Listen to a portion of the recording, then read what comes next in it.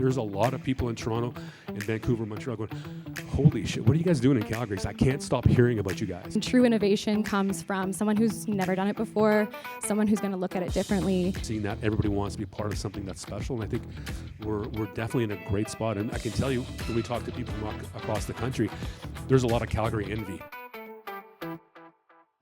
This is our second year doing, is it our third event together? Yes, it is. Okay. Woo! Very exciting. Yes. And so Leah hosts an incredible podcast called The Founder Mindset, where she speaks to founders, and it's basically like therapy and makes them cry sometimes. I do. You make them cry.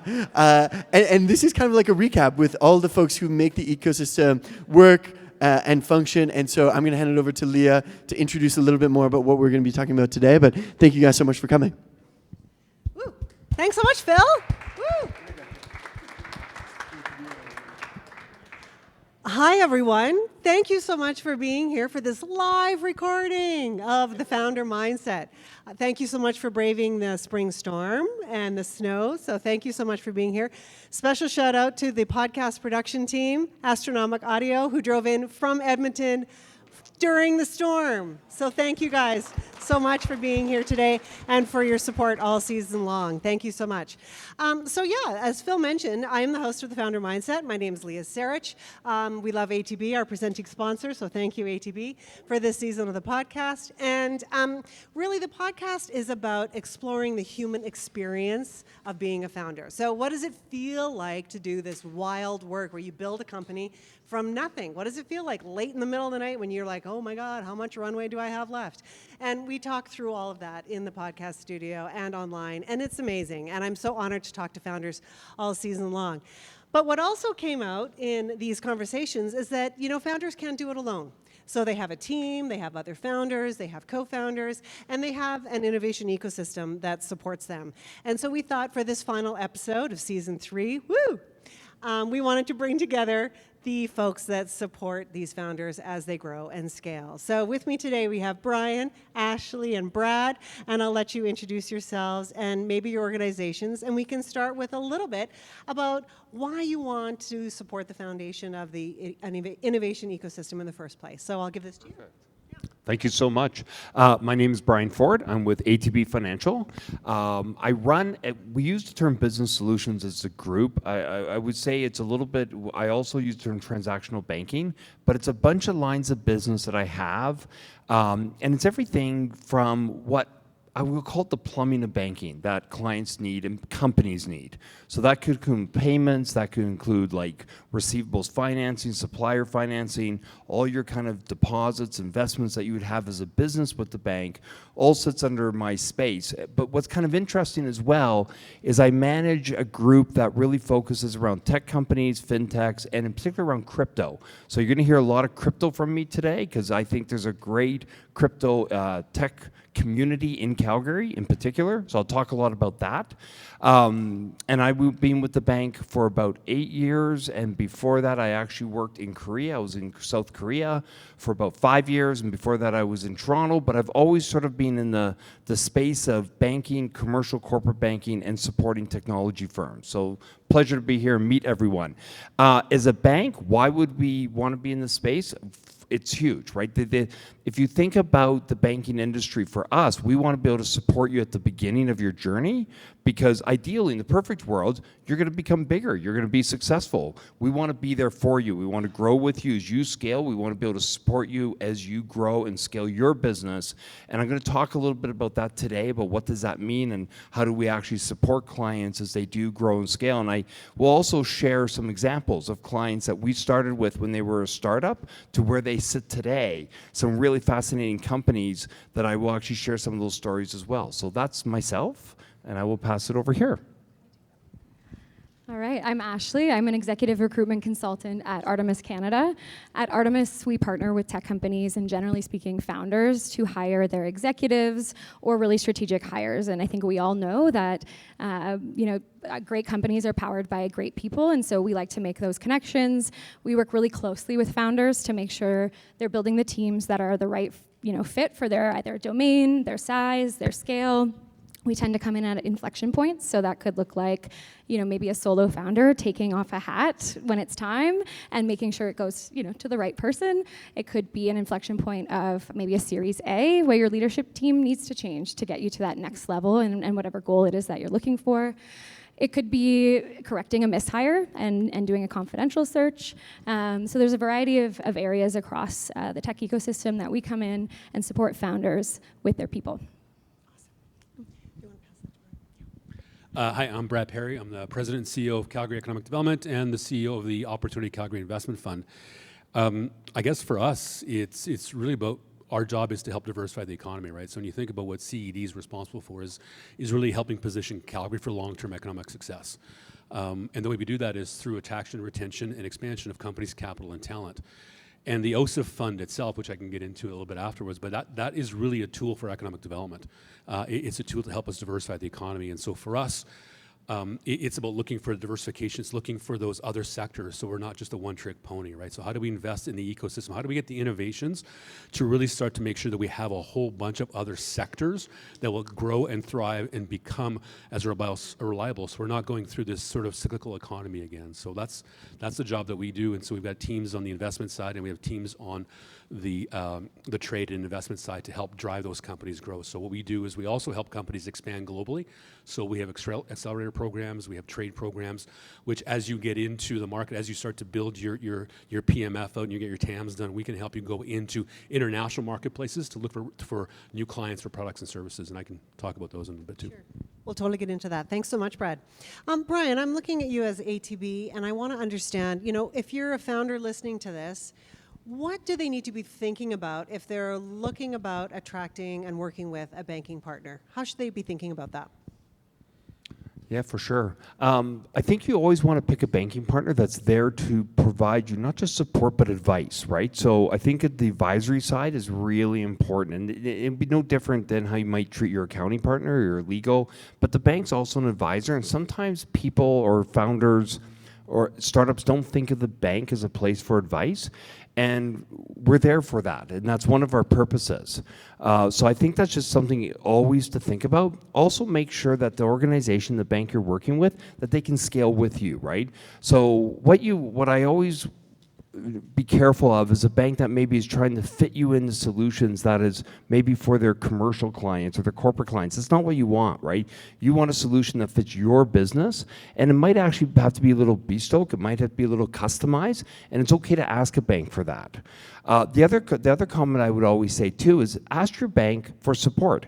So I work with a lot of startups. I don't mind if a startup comes to me and says, are you interested in capital? Do you look at seed funding? We might not say yes, but we should hear you out.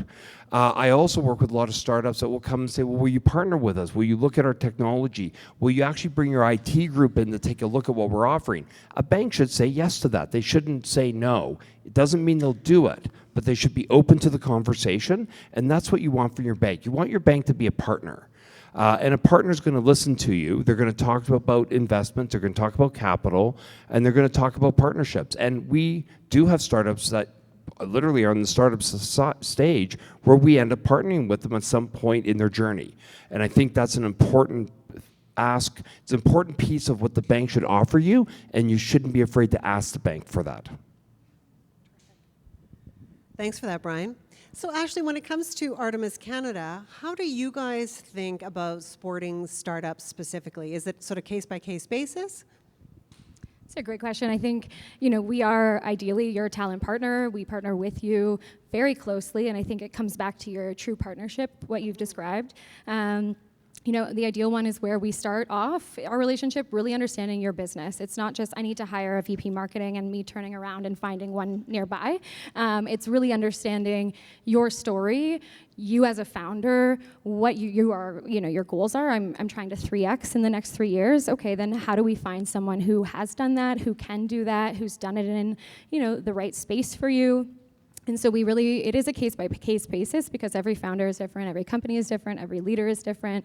And so, when you really shrink down the pools of the things that you're looking for, it tends to be quite small, especially at the leadership level. And so we aim to really understand your needs, so much so that maybe even before you anticipate them, like I think an ideal partnership has been, one where I'm so plugged into the C-suite that I can say, this person's on the market, you need to talk to them. And, I have an instance of that where that happened, and now there's, an office opening in Calgary and hiring 50 engineers because of just that connection, that suggestion, that understanding where their business is and where they want that to go. Like that to me is the true partnership. And so it has to be both sides, though. There's a lot of trust involved. There's a lot of communication. There's some hard conversations that need to happen to get to that. So not everything is going to be an ideal partnership, but similarly, you want one that grows with you, that's nimble, that will scale with you, and that's what we aim to do with all of our partnerships, and that's how we're most successful, I would say. For sure, absolutely. I loved your comment about trust. And you guys can start thinking about this, but I want to ask you specific examples of what that looks like in practice. But Brad, before we do that, tell me a little bit about what you're looking for when you are thinking about making an investment through OSIF. So I guess some background on OSIF. So the Opportunity Calgary Investment Fund was set up in 2017, back when there was a big challenge. There was a whole bunch of office spaces that were going down. The oil prices were getting killed. People thought it was going to come back. It didn't come back. And so the city decided to put some money aside. So they put $100 million aside. But it's interesting. It's not unlike any other startup. I think we sort of went in with the right idea, but then really learned that we had to fix the program and how we did that. And so there was, and Angie's was one of the first people on the team. And I think when we launched the program, it was like an intake portal, right? And so we didn't get a chance to define what it was. And so we put it out there, and we had like 287 applications in the first 3 months. And because it's a city fund, so just so you know, so Calgary Economic Development and OSIF are wholly owned subs of the city. So we're not part of administration, we report to a board of directors, and I report to council itself. So we're not part of the bureaucracy, we're not actually in the city, we just have one shareholder. And so when we launched it, it was a mad dash. So people were applying, like somebody, wanted to expand their bar patio. Somebody had an app in their parents' basement that was the best thing. We had multinationals come in. So we didn't really get a chance to define what it is we wanted. And so the board was really trying to figure it out. And so not like any other startup, you got your feet under you for the first couple of years, you're actually realizing what the hell's going on. And so because the team was put on its back foot, because the way we were set up, so remember, this was set up, and this is Chatham House rules, right? We were set up by accountants, lawyers, and city administration. And so you got a shareholder who's not just risk averse, they're risk negative. And so the collars we had to put into our deals were ridiculous. And it put us in the back foot because one of the things were we had to actually do due diligence on anybody who applied. So whether it was a brutal idea or not, we literally had to put them through an evaluation cycle. So that put the team behind. And then COVID hit, and we made some initial investments. And so we didn't want them to fail. We didn't want to say you can't get funding. So we had to go back and renegotiate all of our amendments. We had 15 amendments to do during the COVID period at least, I think, Ange. And so that was going back and wanting to work with the founders, wanting to work with these companies and try to get them back on track. So we literally lost 3 or 4 years. And then once we got through the backlog, we said, what the hell are we supposed to do, right? And I think my position, our view is that, look, government shouldn't invest directly into companies. That's not our job. That's what the market. What we have to do is help create the environment where innovation and innovators can flourish. And so we changed our thesis. And so now it's really about finding, fueling, and fostering. So our job is to go and find the right kind of opportunities to build, because we're an opportunity fund, not a venture fund. So we're not necessarily looking for dollar returns. It's great to do that, but the intent was never to be a regenerative fund. It was meant to create an ecosystem, get job creation, fill up some office space. And so that's the finding part. So we became curational. So we had to look for the kinds of deals versus just taking the deals in. And then fostering is what fueling is what it is. We had to put capital in, but we refer to it as combustible capital because we are a grant-based program. We don't take equity. We don't do any of that stuff. We don't dilute. It's literally milestone-based grants. You get a check when you do that. And the last part for us is fostering. So how do we make sure the investments that we're doing are helping grow the community and the investments? And how do we make sure that we're building that diversification in our economy? So what we're doing is not just looking in the rearview mirror, we're looking 5, 7, 10, 15 years out and saying, where do we need to start to think about investing for those kinds of things, or putting money into like an innovation node, which we can talk about in a bit.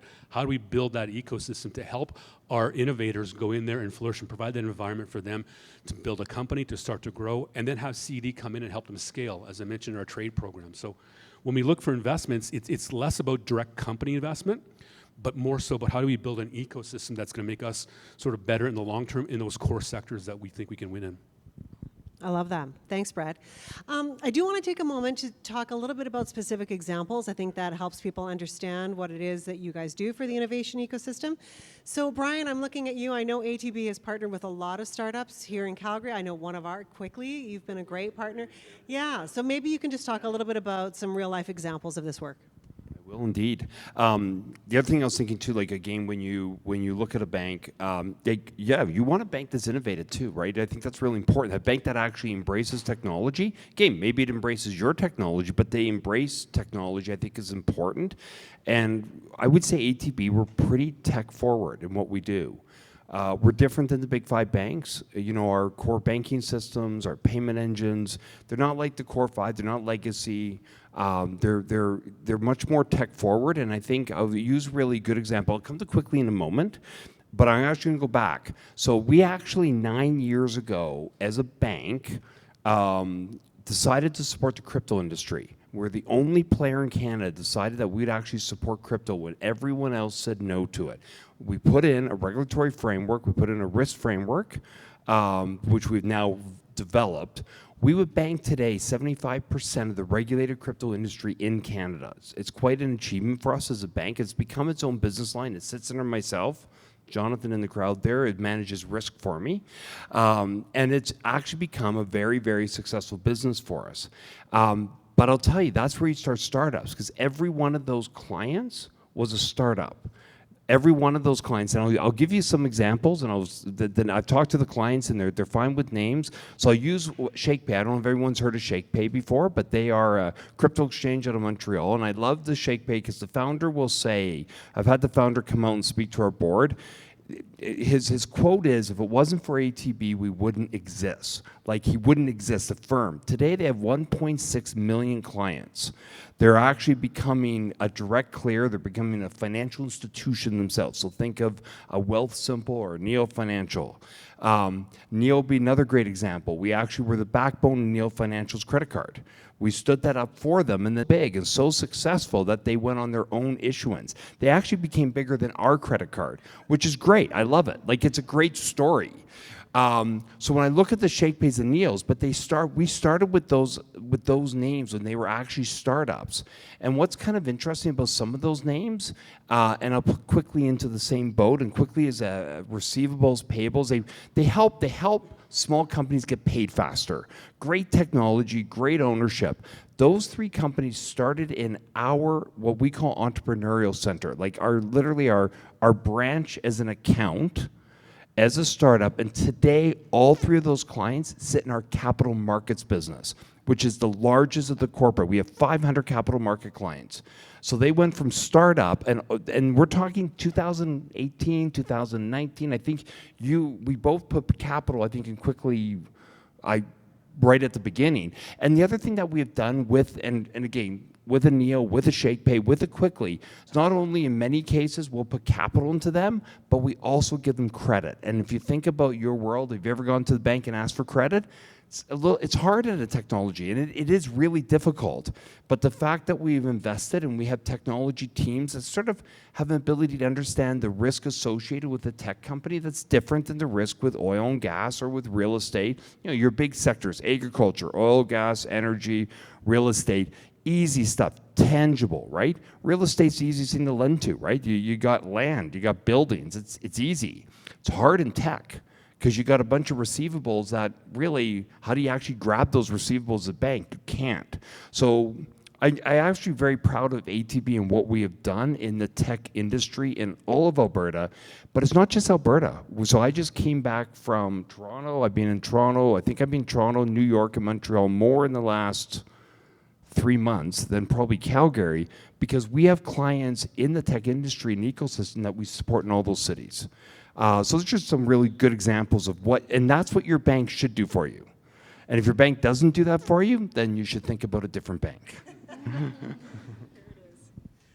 So Ashley, same thing for you. When it comes to Artemis, like, give me some really good examples of big wins in the startup space. Yeah, for sure. And specific to Alberta, I can give some really tangible ones and ones that like really relate to this room. I think Phil called me last summer and said, Neo needs a bunch of developers. Can you help them? And I said, okay. And I took a call with Chris Reed on Saturday morning and said, hey, nice to meet you. How can I help? And he said, I need 10 engineers in the next month. And I said, okay, that's going to be tough, but I'll try. I'll see my best. Let's see how it goes. And it went really well. We did that, and then we did a lot more. And that was great. So thanks, Phil. Really appreciate you on that one. And so obviously, Neo, that is a great story. And I think that also creates a talent flywheel, which I think is a thing that's really interesting. A lot of tech hubs get a talent flywheel when there's maybe an IPO or a sale. Also, when there's a layoff, there's opportunity there where folks say, hey, maybe I'll take a minute and start something. But then also some talent moves on. And I also work with Questrade really closely. I will caveat, I am not allowed to take from Neo and put them in Questrade. That would be very bad business. But I was helping the Questrade team in Toronto predominantly. Over the last year, across the entire org, they want to 3x their growth, and they're on their way, which is fantastic.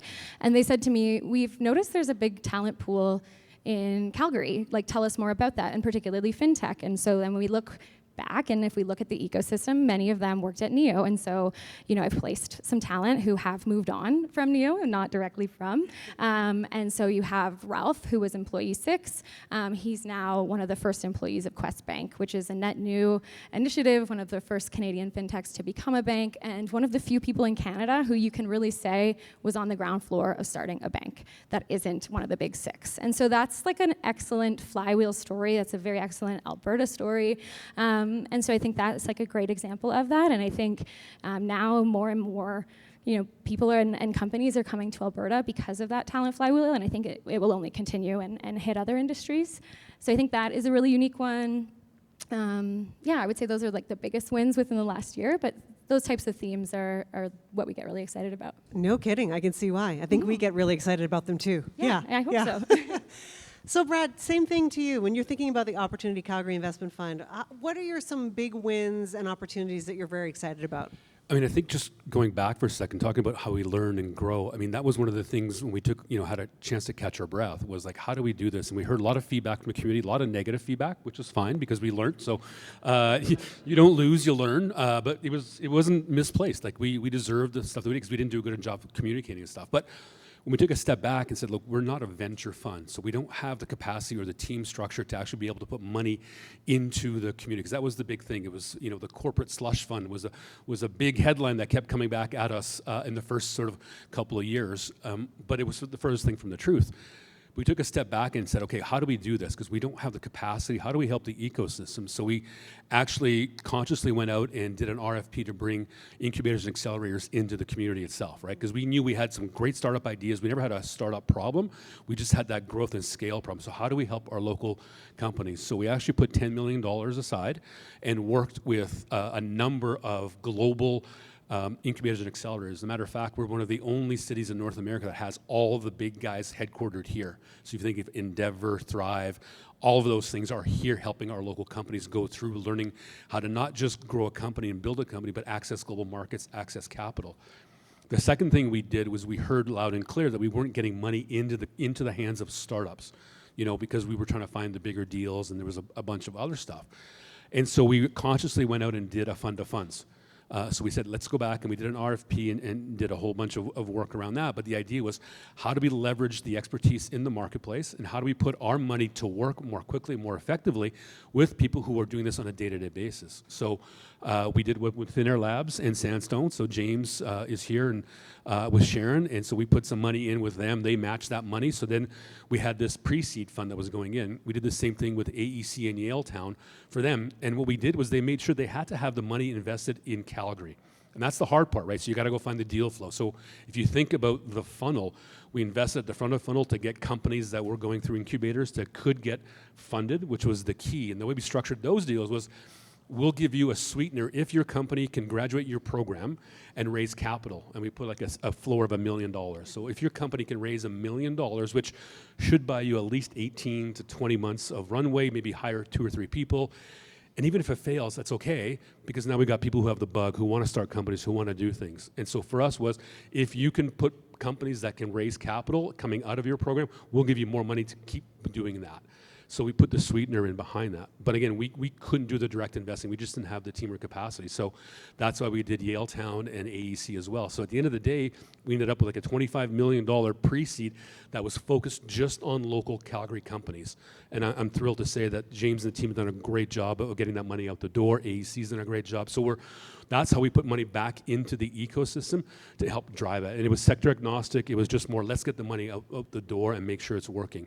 In complement to the work that we're doing on these innovation nodes, which is how do we then create the environment that allows those companies that are graduating, they're getting capital, to get around like-minded companies to build IP, build new things, have the collisions to start to drive that ecosystem development on nodes. Well, I'll get into it after, but very specific sectors where we think Calgary has an immense right to be successful in. I love it. I love it. Before we get into the future thinking and all the fun things that everybody's got planned, I do want to talk a little bit about Calgary and Alberta specifically, and what is special here. Because I know certainly at Thin Air, we hear it all the time, how it's such a collaborative ecosystem, and it's something is really special about this ecosystem. And so from your perspectives, I would love to understand how you're thinking about what is unique to Alberta and what's special about it. It's interesting. I was in Toronto last night at this time, speaking on to a primarily crypto audience around crypto and a little bit around investments. And I was very proud. I was the only Albertan speaking on the panel. It was all Torontonians, and I was very pro Alberta. And I was talking a little bit about just Alberta's created an ecosystem for tech. I think everyone knows Edmonton, like a lot of AI. It's always been an AI leading center. I worked in Calgary 8 years ago. Before that, I was in Korea. When I worked in Korea, Koreans knew about Edmonton's AI sector. And I'm going back 15 years ago. Like, that's amazing, actually, that it was so well known. But I actually think Calgary's become a bigger tech center now than Edmonton is. And I think Calgary's become quite a significant tech sector.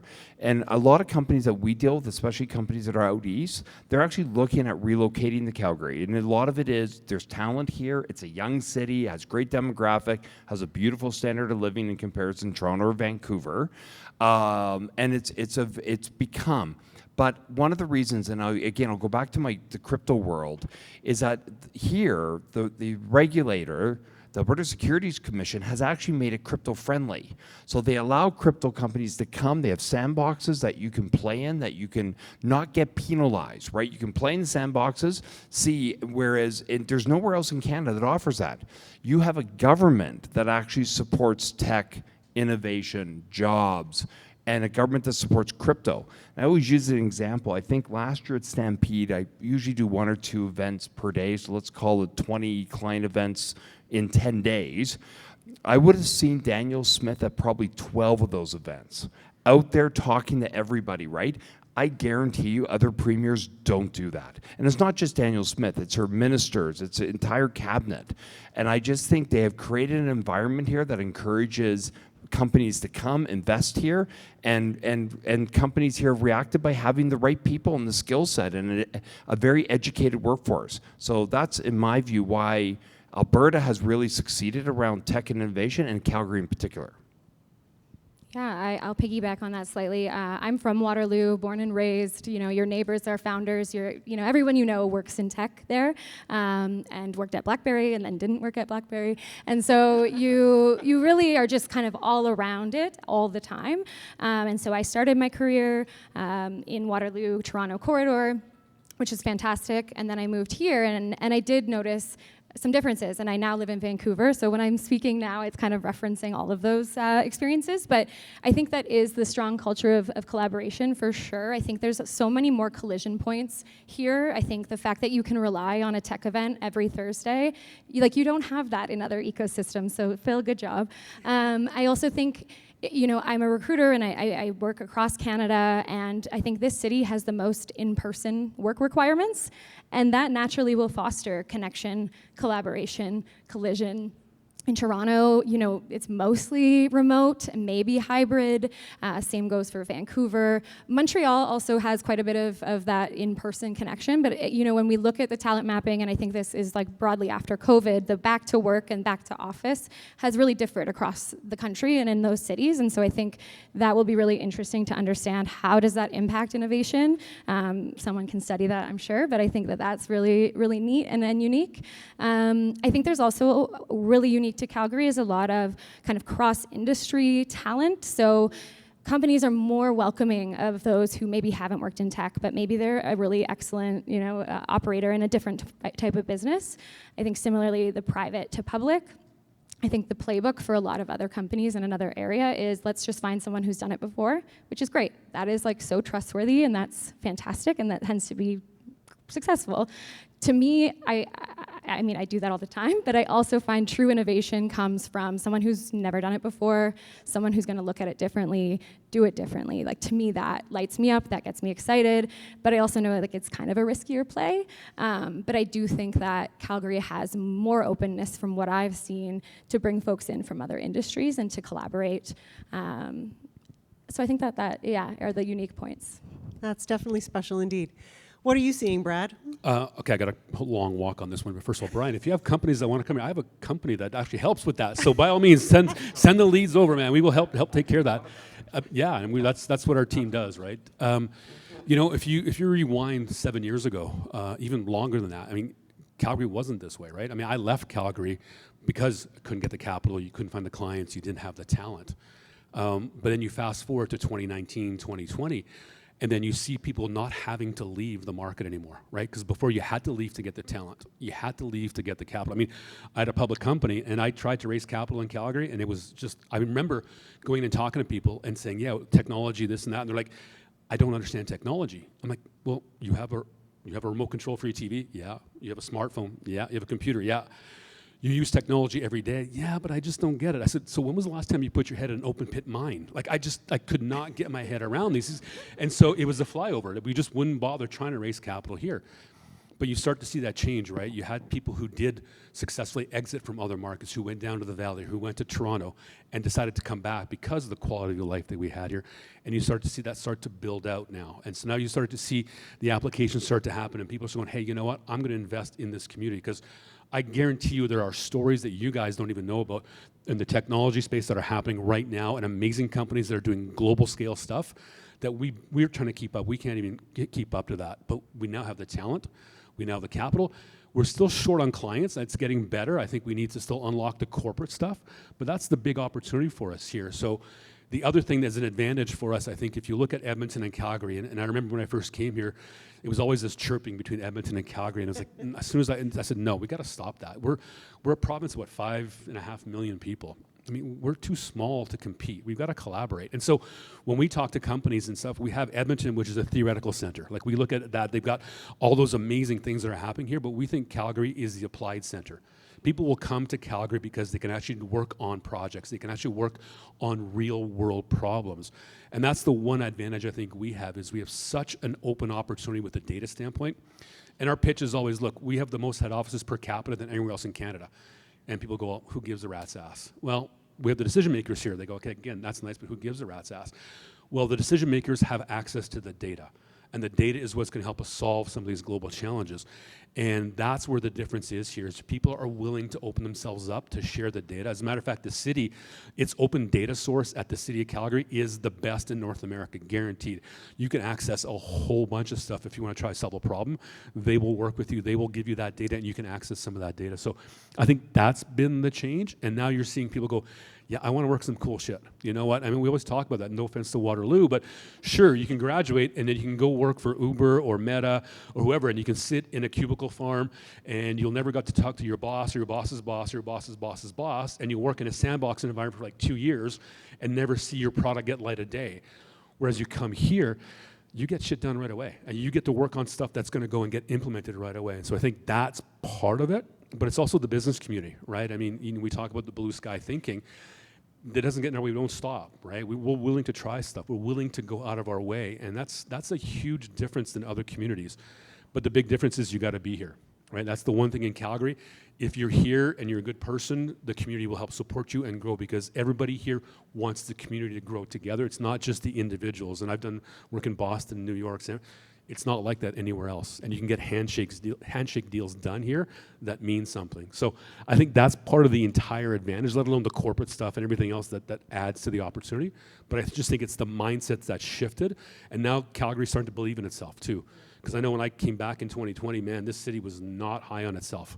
It did not like itself. It did not believe in itself. It was the trough, as we like to say. And that's now changing because we're seeing all these amazing things. I mean, the last 2 weeks alone, what we've had $11 billion worth of deals done in our city. I mean, that's crazy. Nobody would have thought about that 7-8 years ago. So it just takes that one thing to move. And I think now we're seeing that everybody wants to be part of something that's special. And I think we're definitely in a great spot. And I can tell you, when we talk to people from across the country, there's a lot of Calgary envy. Like, there's a lot of people in Toronto and Vancouver, Montreal going, holy shit, what are you guys doing in Calgary? 'Cause I can't stop hearing about you guys. So that's what I think is the difference for us. It's a nice story. It's a good story. The one thing we know about innovation, of course, is that it's always changing, right? Stuff's always moving, always shifting, always changing, and this is a good thing. So when it comes to ATB, Brian, and you're thinking of this year, what are you guys focusing on? What are you excited about when it comes to innovation?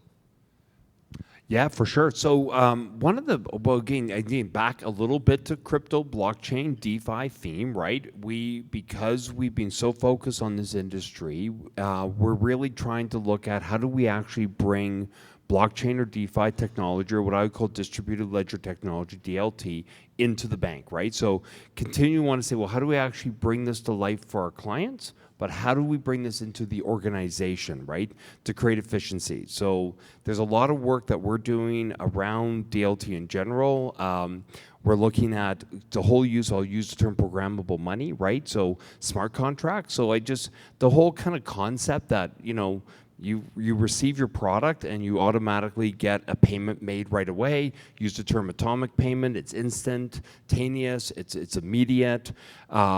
Just that whole concept. So we got a bunch of PLCs that we're looking at around that.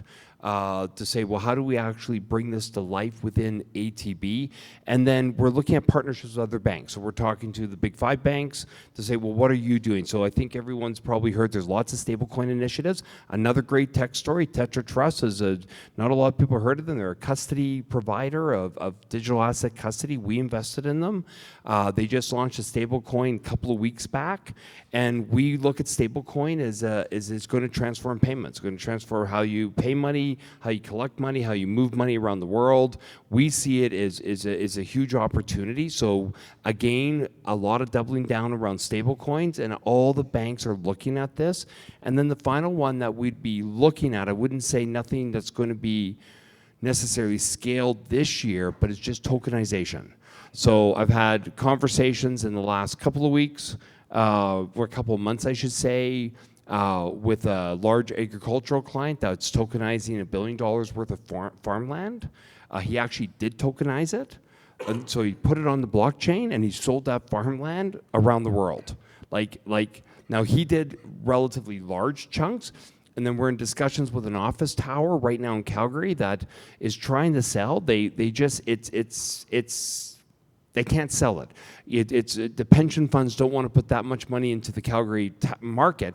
So he's looking at tokenization to tokenize his office tower, again, about $1 billion worth of tokenization, sell it on the blockchain around the world. This is kind of led out of Calgary. There's no tokenization happening. There's none of this happening in Toronto and Montreal, right? It's happening here. So that would be another area of focus for us. How do we actually drive that industry forward and be the leader in that industry for Canada with partnering with other banks as well.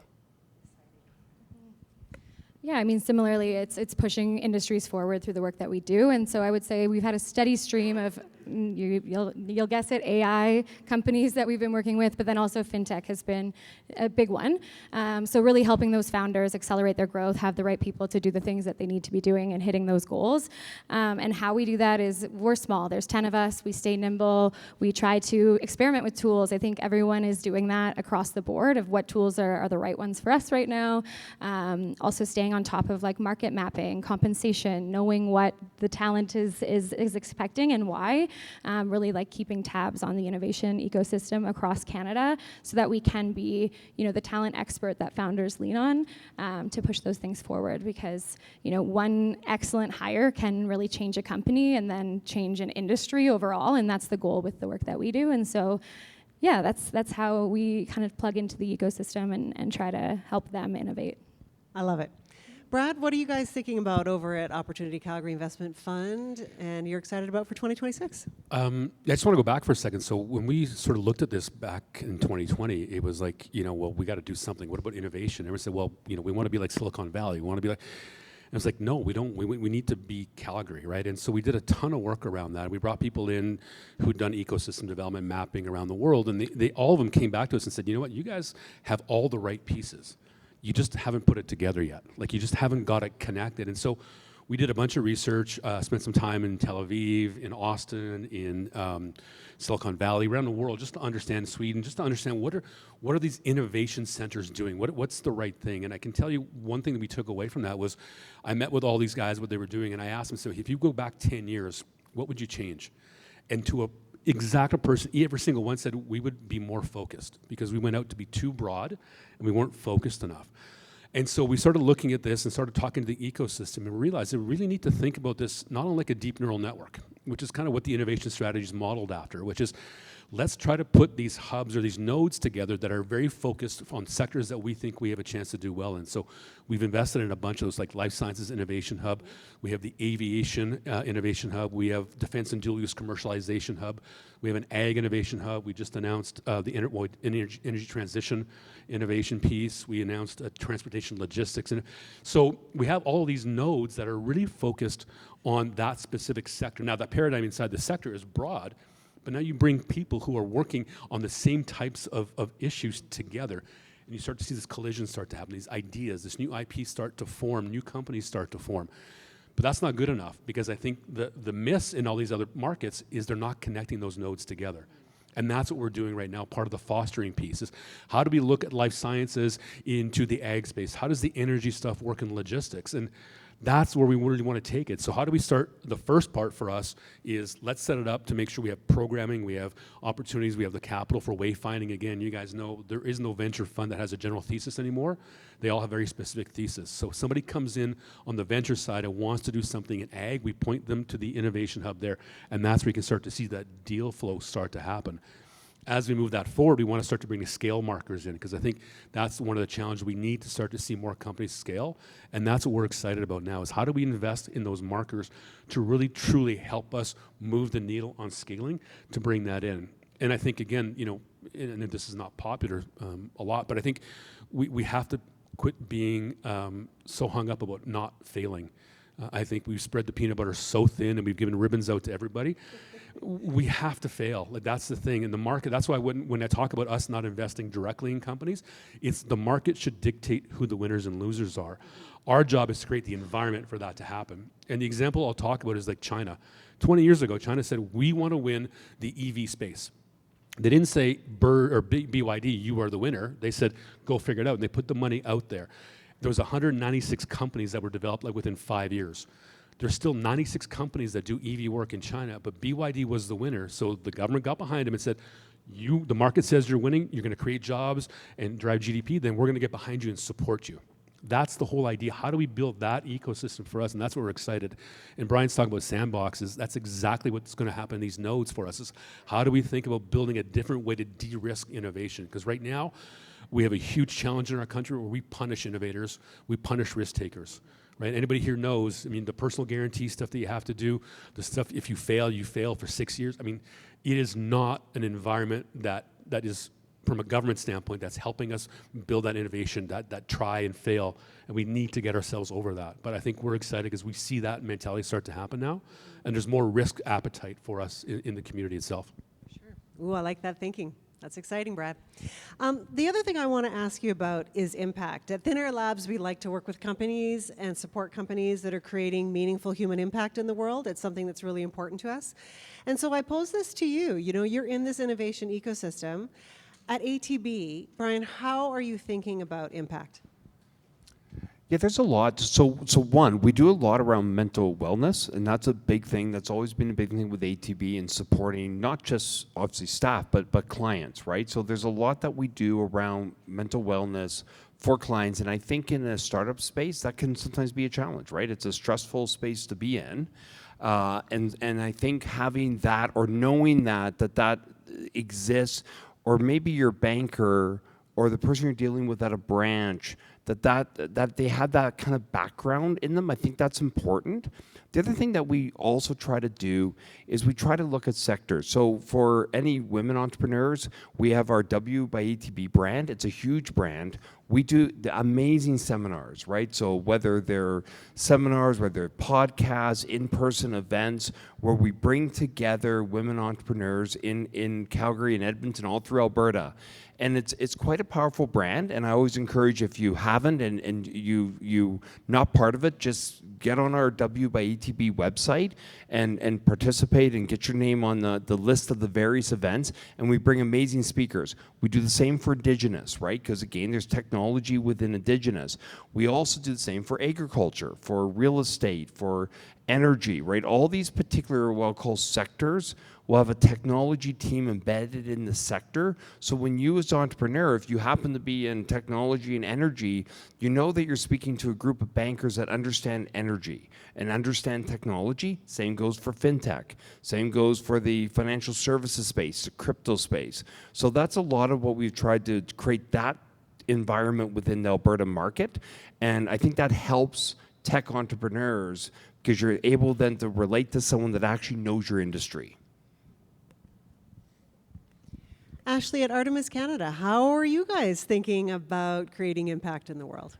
Yeah, I think it's like all that we think about is the human impact. Like, what can this one person do to change the trajectory of this company, of this product, of this industry, of the ecosystem overall? So it's kind of, we're obsessed with it a little bit because we take it very seriously. I'm on the line if this is a mishire, or I guess my pay is on the line, but in many ways it is a reflection of who we are. And so, you know, there's a ripple effect for every hire that you make. If you think about someone you work with, yes, you work with them and you get that done, but they also become a friend.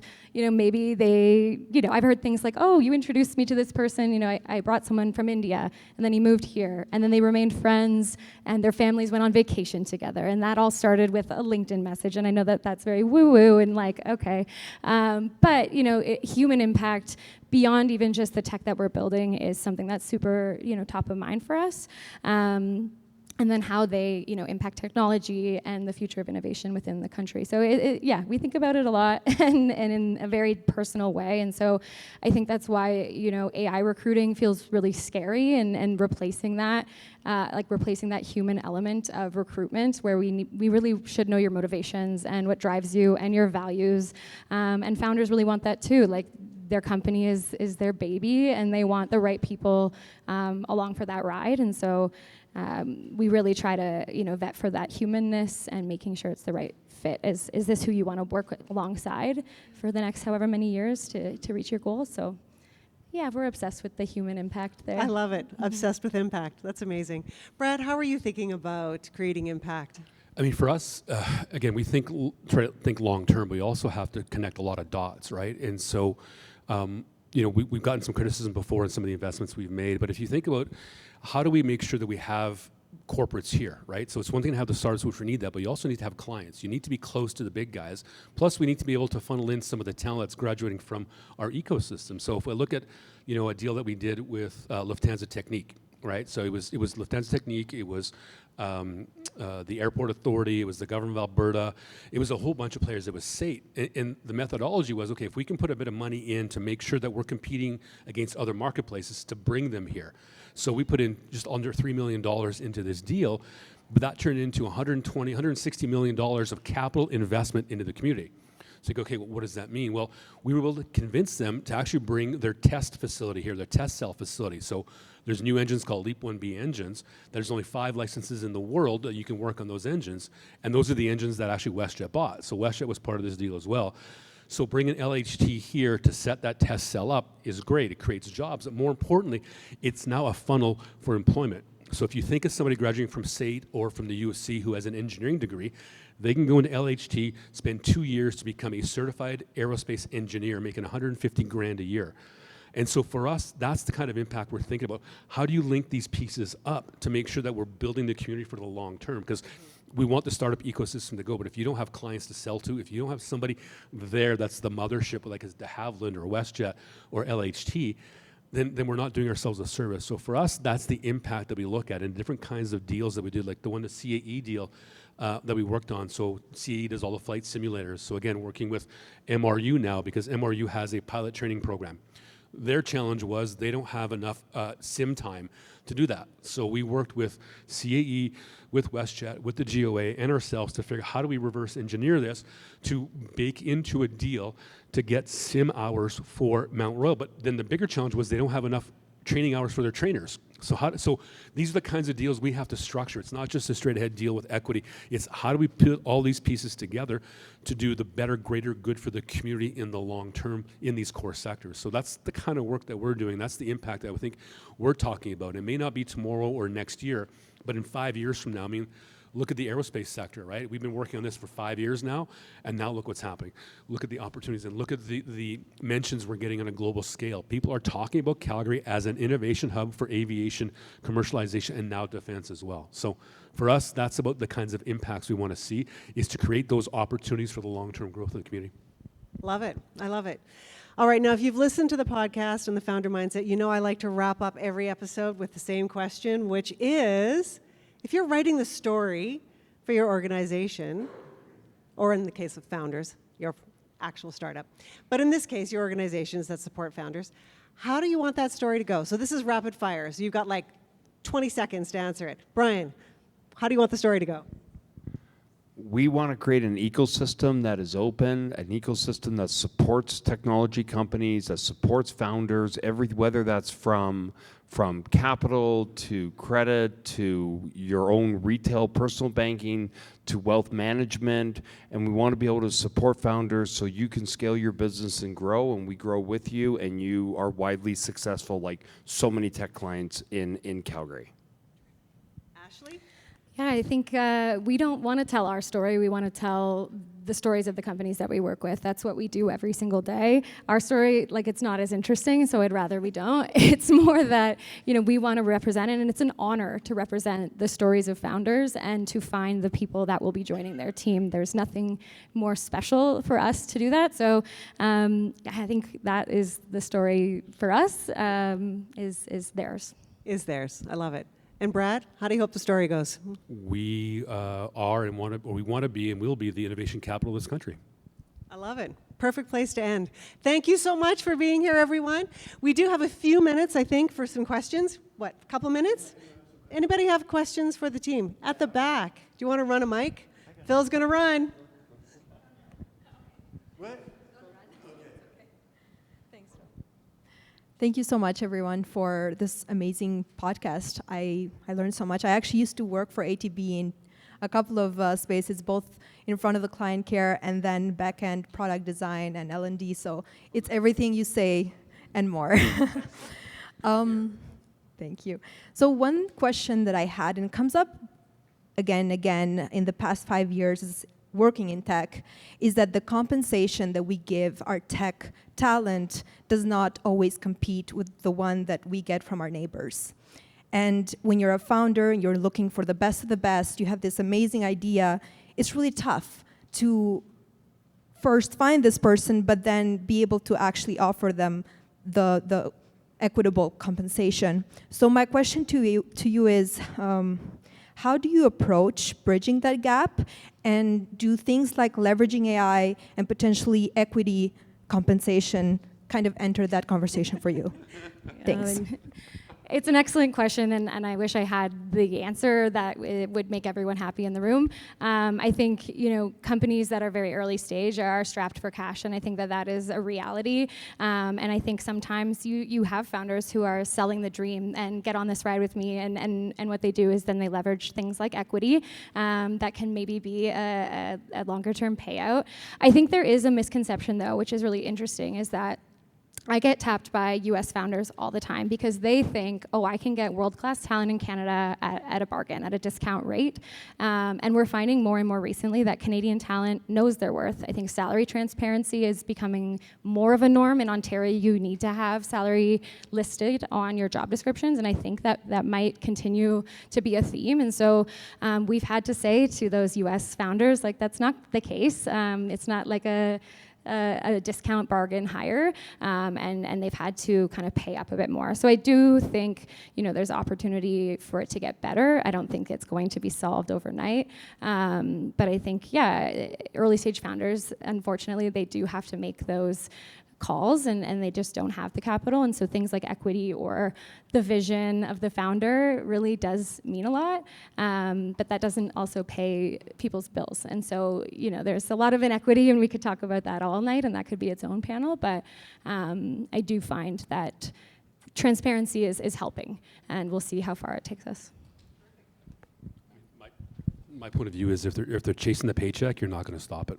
Right? At the end of the day, that if that's what their currency is my paycheck, you're not going to win. You're going to lose that. And so I think it goes back to what you said. We need to have those real world problems, those exciting things, which is what that talent wants to work on. They want to know that they've had an impact. They want to know that they've made a difference. Like I said, the Waterloo example, if you want to go sit in a cubicle farm and work in a sandbox for 2 years, great. You'll make $175,000, but you're not doing something meaningful. I think that's the difference that we have to think about, especially in our market. I would say this is more internal to I would say ATB, and I think probably all the banks, is there would have been a point in time where you would have wanted to be a corporate banker or an investment banker, not working in a technology team or working in technology within a bank. You wouldn't make as much, and that's actually significantly changing. We've had a big focus to make sure that our folks in tech are paid equally in comparison to whether you're a corporate banker or an investment banker, you're in a client-facing role. And that's been a very determined focus for us for the last decade in making sure that we've changed that, because that never used to be the case. And now it is, so it doesn't matter where you go. You can go into the technology side of a bank and you know that you're going to be earning a salary that's competitive potentially with the corporate bankers, as an example. Terrific. Do we have any other questions? Yeah, right here. Phil, we've got one here, and we'll get to you next. It's less of a question, more of a ramble, really. But given tech's pretty borderless and things are a little bit unstable south, I was curious what folks in Calgary and Alberta are doing to, I guess, kind of increase the Canadian market. Again, speaking for myself, having operated for 2 years, 60% of my business is in the States. I'd love it to be the other way and be less reliant on unpredictable partners, put it that way. Right. Anybody want to address that one? Yeah. I mean, look, the entire population is 40 million people. So the total addressable market is a handicap for us, right? So we can't ignore that. I think we do need to, though, have a different mindset in that we do need the corporates to want to work with our local companies. Even with the city, we talk to them all the time about this, right? You've heard me say this, but getting a check is great, but getting a client's better. And I think we need to convince our corporates to want to open that up, to want to actually use homegrown, homemade technologies. But at the end of the day, again, it's 40 million people, man, and that's less than California. California's got more people than that, so you got to think that way. And I think for us, though, we always talk about that, but it's not a disadvantage for us to export our IP either, right? It's not just the U.S. I mean, it's Asia, it's Europe. There's other places, and there's nothing wrong than having a company built here, scaled here, that you can sell into the global marketplace. And I think sometimes we get caught too much into the wall. Why aren't we buying ourselves? I just think it's good for us to be able to sell to other places, because then you don't want to leave, you want to scale, and you want to be here. So, I would make a comment too. Like I think you got to look at the world, right? And I think for a lot of companies, you got to be looking beyond, say, the U.S. And again, with the bank hat on, make sure your banks are at the table with you, right? Because the bank, we work a lot with EDC, we work a lot of private insurance companies, just to make sure that you protect your receivables, that you know you're going to get paid. You know, all of that is really critical when you suddenly have buyers overseas. So just when you get in that market that you're selling suddenly overseas, make sure you engage your bank, engage partners like EDC, so you protect yourself, so you don't lose money on potentially not getting paid. Thanks for that, Brian. I think we've got time for one last question. Yeah, just here. Yeah, sorry, my question's more, I guess, specifically for Brian, but I guess the overarching idea with how things are kind of evolving. So when you talked about, you know, how you sort of built that ground-up risk framework, you know, for sort of decentralized assets, things like that, did that create more of a like a broader paradigm shift in how you're approaching more traditional areas of your business, like your capital markets, like lending? Yeah, like I would say, and it's an interesting, like you always got to be risk first, right? So when we built a crypto business, we took a risk first approach to it, because that's the most important thing, right? Like you can't put the bank at risk, but actually more importantly, I can't put clients at risk, right? Like clients have money that sits with us that might be with a crypto company. We need to make sure that's protected. So we actually worked with the regulators to put in regulator trust accounts that protects the fiat. We put rules in place around making sure that we're banking the right crypto companies. They have to be regulated. You know, they have to be going down the path of full regulation. But, you know, we have always, it's interesting, ATB, and this was before my time, but we were actually the first bank to support the cannabis industry. No one else in Canada would support cannabis but ATB. We stepped into it before the regulations were clear. We stepped into crypto before the regulations were clear. We're probably going to step into tokenization before the regulations are clear. But we do take a risk approach to it.